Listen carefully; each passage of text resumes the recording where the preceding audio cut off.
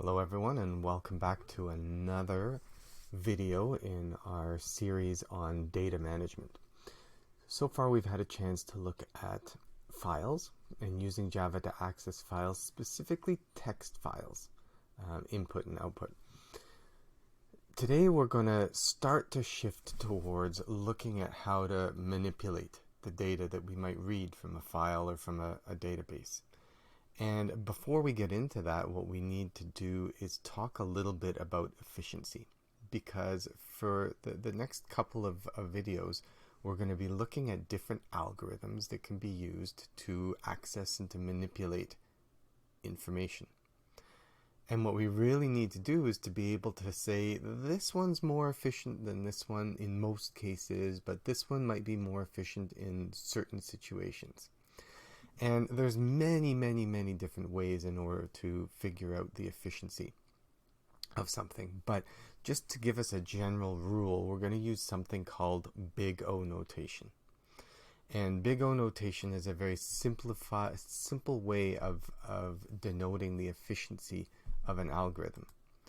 And so what it does is it describes the complexity of an algorithm in relative terms by reducing what you're looking at to just one term, the number of comparisons or the number of operations being performed. So what you're doing is you're not worrying about any of the other issues related to the algorithm.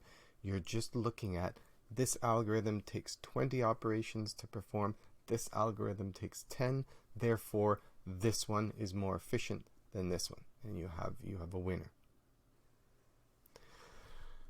That means that this is a very limited tool, but it is a tool that's used quite often. But for example, it doesn't take into account memory usage. So perhaps one algorithm requires you to load all the data twice into memory to be able to manipulate it. That could be a very costly operation or even an impossible operation. But the Big O doesn't look at that because it's reduced to a single factor. The other thing is it doesn't take into account how long it takes to be able to compare two items. It counts that as just one operation. But in some systems, the cost of comparing or the cost of swapping or moving items might be more expensive than other operations. So what that means is that Big O really is an abstract measure of efficiency. It's not practical. It's not telling you that this algorithm will work in 10 milliseconds and this one will always be faster.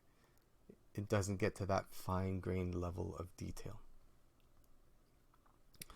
So the way that we do this is literally we use an O here to denote Big O notation, and you'll notice that this is a functional notation.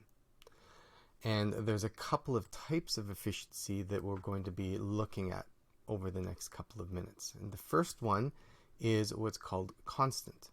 And what that means is that as the data that you're searching through or sorting through or whatever, as the data that your algorithm is manipulating gets bigger, the number of operations that it takes stays the same. It never changes. So the example that I have here is print the fifth element of an array. Okay, assuming that you can read any point of an array immediately, that is always going to take the same amount of time. Even if you can't randomly jump around, it's still going to take the same amount of time because you are always going to start at 1 and you're going to go 1, 2, 3, 4, 5. Done. If you have 60 million items in your array, 1, 2, 3, 4, 5. That's it. Right? Now, maybe when you have a bigger array, going through 1, 2, 3, 4, 5 might take longer, but we already said that's not the type of efficiency we're looking at. So trying to find the fifth element of an array, regardless of whether you can directly access it or whether you have to go in a linear fashion, is always going to be constant. It's always going to take that same amount of time. And so the way that we write that is Big O of C. So as I explain these, you're going to notice we're going to get more and more complex as we go through it. And so next we're going to look at something linear. So if you think of constant as being something that doesn't change, linear is something that is going to change, but it's going to change in a very straightforward fashion, right? This is the kind of thing of, add 2, add 2, add 2. So here the cost of the algorithm is increasing proportionally. If your data doubles, the amount of time that the algorithm needs to take is going to double. And a great and easy example of this is addition. So when you're doing addition or subtraction, really, the type of operation that you're doing, or the efficiency of it, is going to be linear. So if you look at an addition of a 2-digit number, if you think about the number of operations that are being required here, we go 0 plus 2 is 2, that's one operation.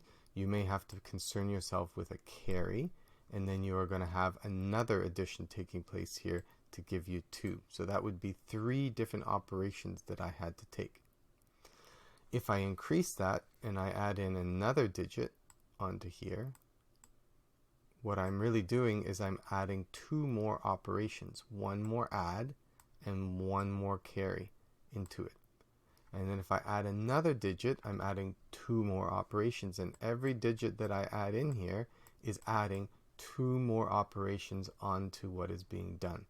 That is essentially the definition of linear, right? And so what I can do is I can summarize this by saying addition is O of n, or I can get more specific and I can create an equation saying this is exactly how long addition is going to take, 2n minus 1. If I have 2 digits, it's going to take 3 operations. If I have 4 digits, it's going to take 7 operations, and so on. That's a linear, and linear is generally good. Computers can handle linear really well because they're very fast. So moving along in our scale, we have quadratic complexity. It's almost like we're moving up from grade school. We're elementary, and then we did grade 9. Now we're doing grade 10 math here. And quadratic complexity, as you can imagine, is data that's going to increase in some exponential fashion. And the best example of looking at that would be multiplication. So with multiplication, we've got, let's say, 21 times 31. In order to do that, I have to do 1 times 1. That's one operation. 1 times 2. That's 2 operations. 3 times 1. That's 3 operations. 3 times 6. That's 4. 3 times 2. That's 4 operations. Now, the astute among you will be saying, well, actually, that's not true, because now I have to go through and do those additions. But we already know that addition is it has linear complexity. And so when you have different parts of complexity like that, it's the one that takes the most that you're concerned about. You're not concerned about the constant complexity, because you know that that's not going to change. And you know that as your data gets bigger, the quadratic complexity is going to eclipse the operations required for linear. So we don't really care about this. It's not going to factor into things as the data gets bigger. So we don't care about the addition. All we care about is the number of operations needed to be done. And this is what's increasing in a quadratic fashion, squared. 1 operation to 4 operations to 9 operations, and so on and so forth. So here it's pretty clear, right? 2 to the power of 2, 3 to the power of 2, and so on and so on and so forth. And so instead of having something that's linear, we might have something that progresses in a slightly different fashion.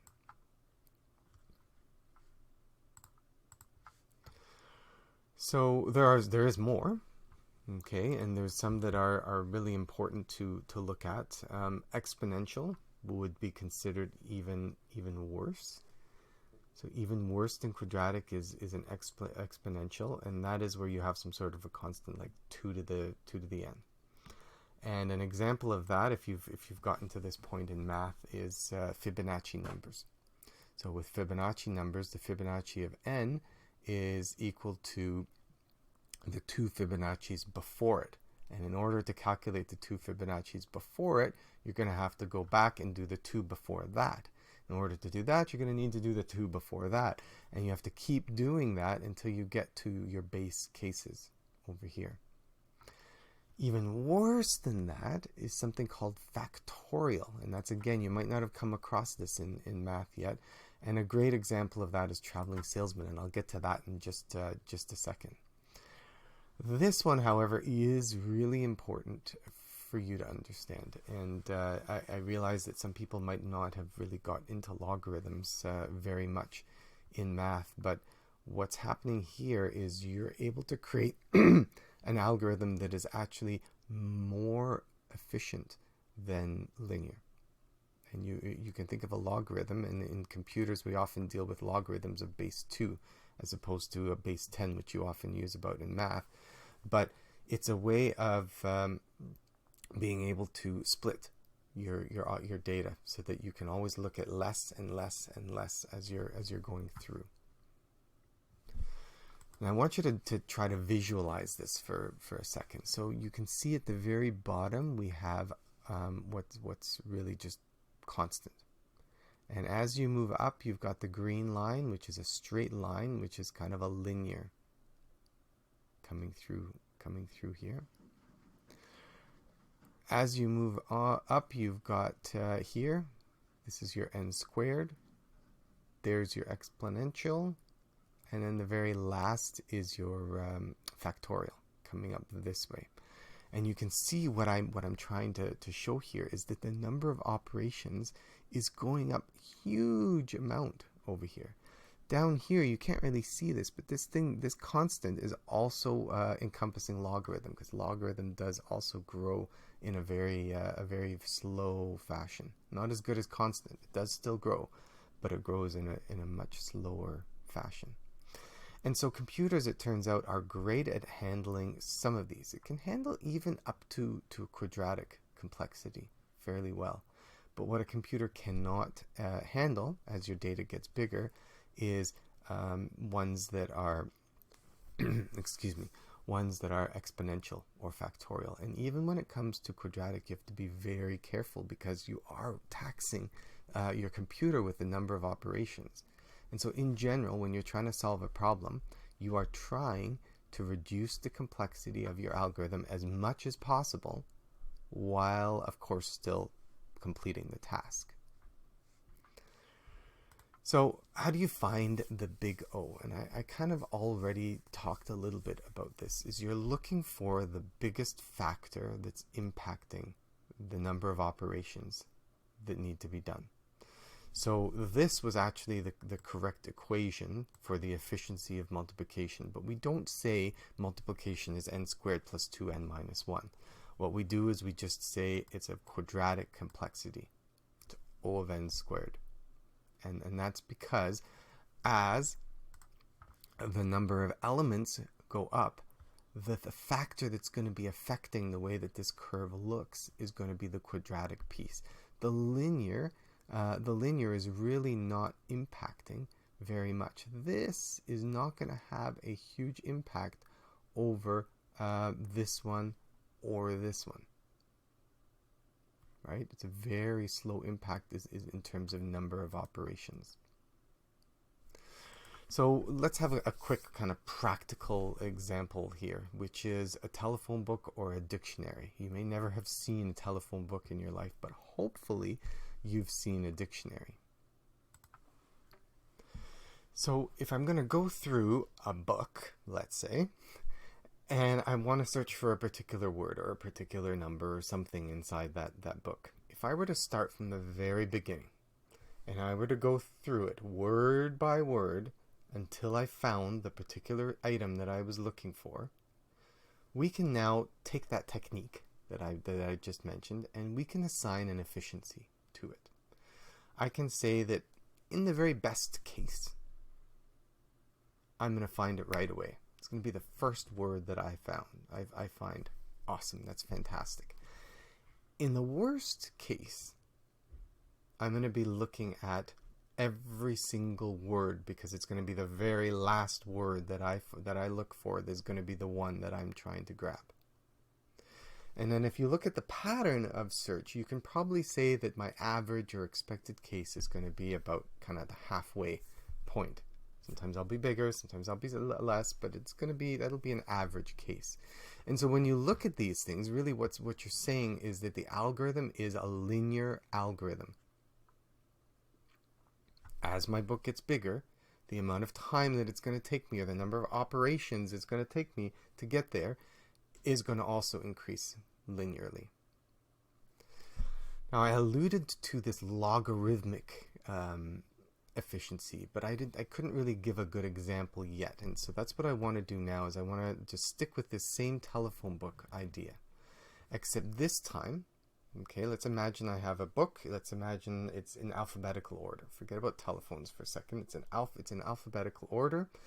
Instead of starting at the beginning and going one by one, if my book is in alphabetical order, I can just jump to the middle. And I can look at the word in the middle, and I can decide if I want to be bigger than it or less than.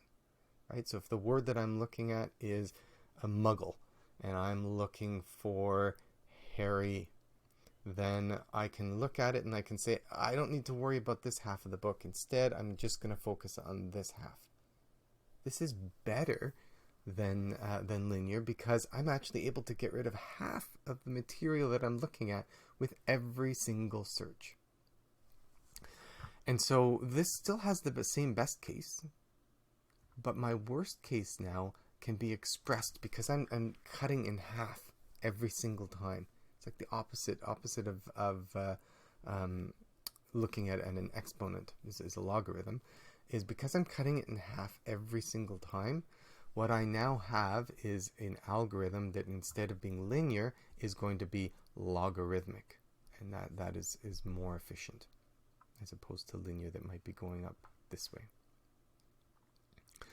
So why is it important to know efficiency? Well, I think you kind of, living in the digital world, you kind of know this already. Having an efficient algorithm is the difference between getting your Google result in 0.2 seconds and getting it in 3 days. And so this allows you to be able to get more work done in an efficient manner, or even at all, because poor algorithms will make it so that you cannot solve certain problems. And we're always in this world today looking for efficiency, trying to squeeze that little bit of efficiency out. And so the last thing I want to talk about is bad efficiency. And there's a very, very famous problem. It's actually part of a set of problems called NP-complete problems, which are mathematical problems that we're not sure if there's an efficient way to solve. And this traveling salesperson problem, basically the idea is that you have a certain number of cities, and you need to find a route that will allow a salesperson to visit all of these cities in the best possible manner. So you could imagine that maybe it takes a certain amount of time to travel to each of these cities, and so you want to try to find some sort of pattern where each one is visited only once, but you do so in the shortest possible or least amount of time. And what you can see is that the number, if you have just one, you have only one possibility. But as you add more things, the number of possibilities is increasing in a massive fashion, right? This is a factorial type problem. With 3 towns, just these 3 towns here, I can visit them in a number of different ways. I can go from here to here to here. I can go from here to here to here. I can also go this way. I can start at B and I can go this way. But when you add in another one, then all of a sudden we're up to 12 possibilities in each of the different configurations. 5 towns, 60. And so you can see that this isn't increasing in a quadratic fashion or in a linear fashion. This is jumping quickly. And so even just with 200 cities to try to route between, it becomes a huge and overwhelming problem, something that can't readily be solved by a computer algorithm that is of the type of complexity that we're looking at. So the purpose of the introduction today was just to talk to you a little bit about complexity and how we can look at efficiency inside algorithms. When we move on to look at searching and sorting, we're going to start to be able to evaluate these to say, well, this has, an O of n, and this has an O of log n, therefore this is a better algorithm than this one. And that's the sort of purpose of being able to talk about complexity or efficiency in algorithms. Hope that was an interesting topic, at least a little bit, and I'll see you next video.